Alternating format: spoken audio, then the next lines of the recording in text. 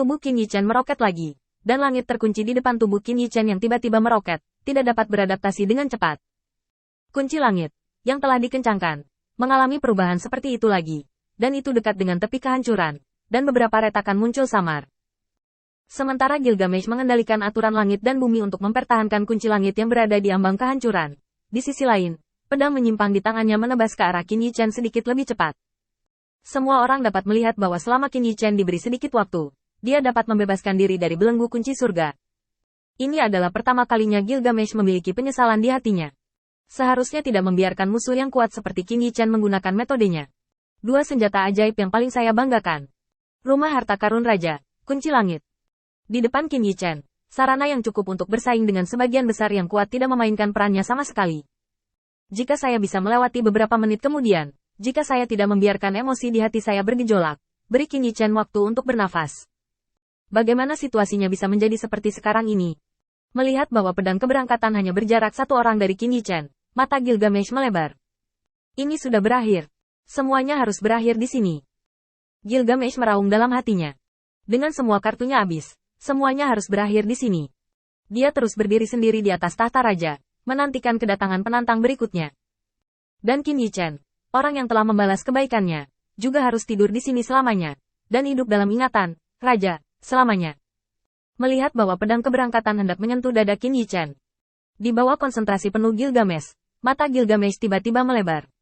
Karena dia telah melihatnya, pada saat kritis hidup dan mati ini, sudut mulut Qin Yichen naik sedikit. Tampaknya semuanya masih di bawah kendalinya. Ditipu. Qin Yichen mengangkat kepalanya tiba-tiba dan menyeringai pada pedang penyimpangan yang akan datang.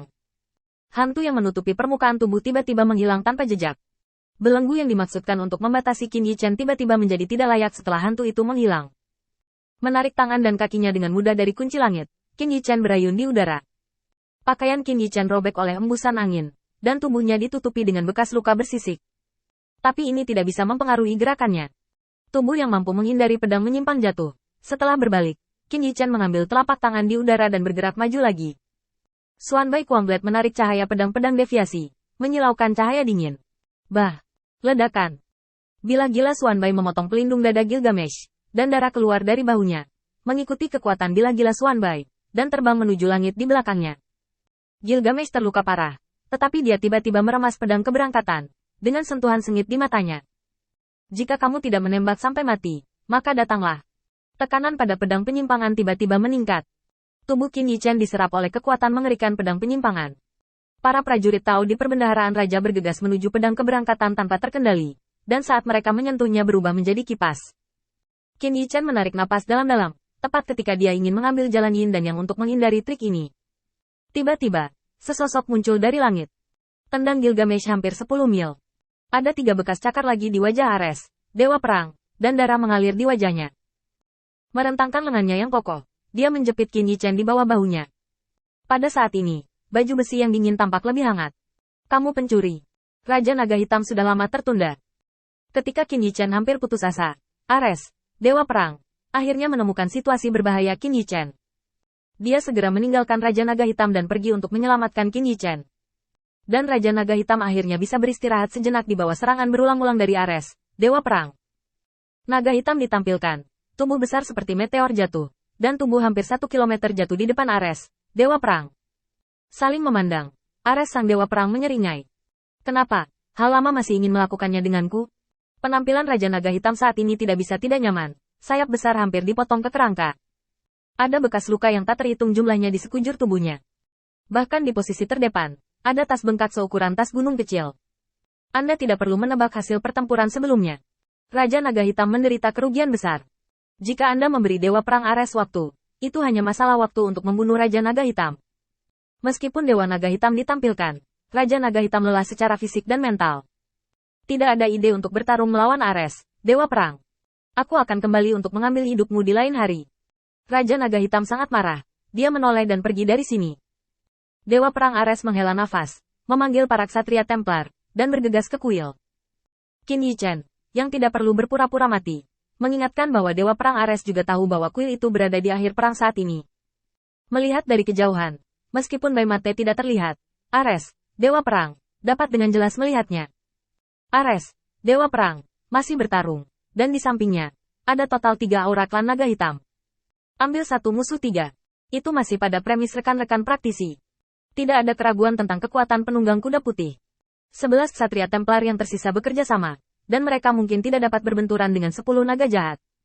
Bai Riding mengandalkan dirinya sendiri untuk memblokir serangan 10 naga jahat. Kamu membantuku menjaga angin.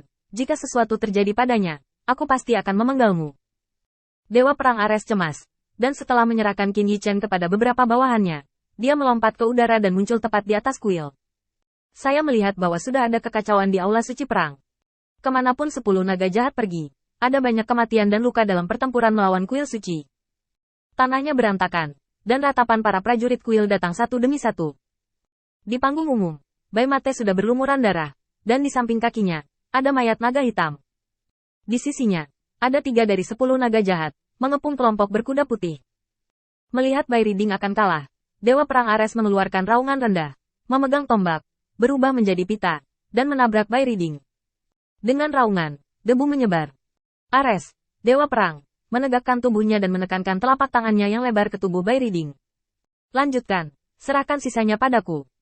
Namun, Bai Riding yang bermata merah bahkan tidak melihat siapa yang ada di belakangnya, dan tinjunya yang berdarah menghantam Ares, Dewa Perang di belakangnya. Jangan melihat pertempuran di sini tetapi hanya setengah jam. Selama periode waktu yang singkat ini, Bai Riding sangat asyik dan tegang. Karena dia menghadapi 10 naga jahat. 4 dari 10 naga jahat bergabung. Kesalahan apapun akan membunuhnya. Dengan tingkat ketegangan yang begitu tinggi, siapapun yang berani mendekatinya akan menderita serangan balik tanpa ampun. Ledakan. Tinju itu mengenai armor emas gelap Ares, Dewa Perang, dan suara tumpul menyebar. Bai yang menunggang kuda mengepalkan tinjunya, dan kemudian menabrak di belakangnya. Baru setelah tinjunya digenggam oleh Ares, Dewa Perang, Bai Riding dapat dengan jelas melihat orang di belakangnya, dan tiba-tiba, air mata mengalir di matanya. Ares, Dewa Perang, melepaskan tangannya. Kamu istirahat dan serahkan sisanya padaku.